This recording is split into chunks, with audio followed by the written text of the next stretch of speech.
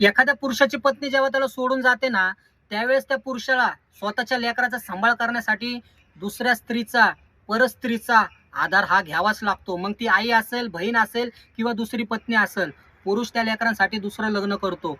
पण स्त्रिया स्वाभिमानी, खंबीर आणि खूप सहनशक्ती असते त्यांच्यात. ते दुसरं लग्न कधीच करत नाही. 100 पैकी 10 स्त्रिया असतील ज्या त्या लेकरांसाठी लग्न करतात. पण बाकीच्या स्त्रिया त्या लेकरांना स्वतः घडवतात, वाढवतात आणि त्यांचं संगोपन करतात. अशा स्त्रियांना सलाम आहे माझा. आणि अशीच एक ताई आहे जी आपली सारखी रिक्षा चालवते. फरक एवढाच आहे, आपण आपल्या लेकरांना गाडीत घेऊन फिरत नाही. ती ताई स्वतःच्या लेकराला गाडीत घेऊन फिरते आणि इथं झोपवते. पॅसेंजर असलं तरी इथं झोपवते आणि स्वतःच्या बाजूला एक मस्त जुगाड बनवलेलं आहे. लोखंडाचं ब्रॅकेट बनवलेलं आहे. त्या ताईने त्या लेकराला त्यात बसवलेलं आहे. ते लेकरू त्या ताईला मदत करतं, रस्ता क्रॉस करताना हात वगैरे दाखवतं. तर सलाम आहे माझा त्या ताईला.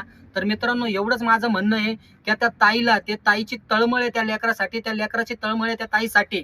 तर फक्त आपल्याला एकच करायचं मित्रांनो, तिची आयडी ग्रो करा, तिचे व्हिडिओ शेअर करा आणि सबस्क्राईब करा तिच्या युट्यूब चॅनलवर, जेणेकरून तिचा चॅनल लवकरात लवकर मॉनिटाईज होईल आणि 4 पैसे तिलाही चालू होतील. कारण ती झटते स्वतःच्या लेकरासाठी, स्वतःच्या लेकराला वाढवण्यासाठी. गरीब महिला आहे मित्रांनो ती, तिच्यासाठी मदत करा. आपण रिक्षावालेच एखाद्या रिक्षावाल्याला समजू शकतो मित्रांनो, आणि आपल्या या रिक्षावाल्यांचं कामच आहे एखाद्या रिक्षावाल्याला मोठं करणं. इथं तर रिक्षावाली आहे, विचार करा मित्रांनो.